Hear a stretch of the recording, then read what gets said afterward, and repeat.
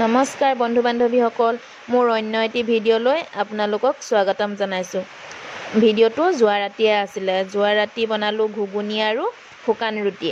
বতৰটো ইমান গৰমো নাছিলে, ঠাণ্ডাও নাছিলে, সেইকাৰণে বোলো শুকান ৰুটিকে খাওঁ ব'লা বুলি ভাবি পিনি শুকান ৰুটি বনালোঁ। সেইকাৰণে দিনতে মই মটৰ অলপ তিয়াই থৈছিলোঁ। মটৰখিনি ধুই মেলি ল'লোঁ, তাতে আলু দুটা কাটি দিছোঁ। আলু দুটা সৰু সৰু চাইজত কাটি দিলোঁ। তাৰ পৰা লগতে বিলাহীও দুটা, আগ দুটা কাটি মই কুকাৰতে দি দিছোঁ। তেতিয়া সকলোখিনি লগতে বইল হ'ব বুলি অলপমান তেল দি পিনি এয়া মই এতিয়া উঠাই দিলোঁ গেছত। তাৰ পৰা দুটা চিটি মৰাৰ পিছত মই নমাই দিলোঁ।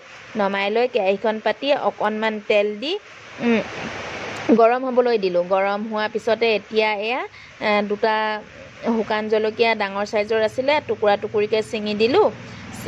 ছিঙি পিনি এতিয়া তেলত ভাজি লৈ তাৰপিছতে মই পিঁয়াজখিনি দি দিলোঁ। পিঁয়াজখিনি অকণমান মই ৰঙচুৱা হোৱালৈকে ভাজিলোঁ।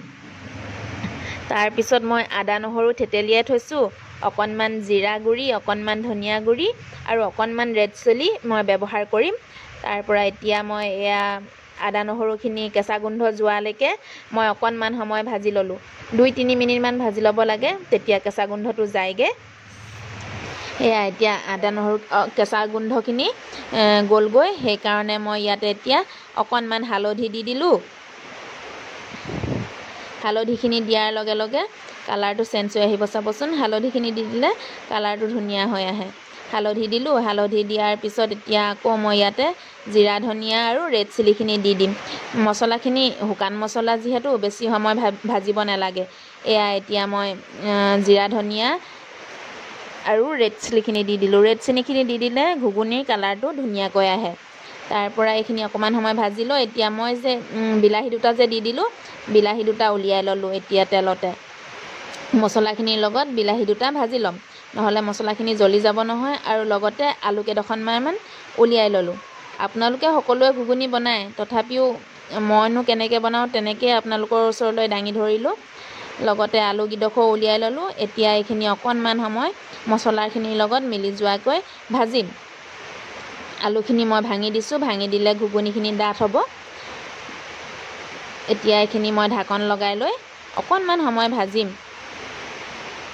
ভাজি ল'লে গোটেই মছলাখিনি যেতিয়া ইয়াৰ মাজত ফ্লেভাৰটো সোমাই যাব, তেতিয়া মই ঘুগুনিখিনি ইয়াতে দি দিম।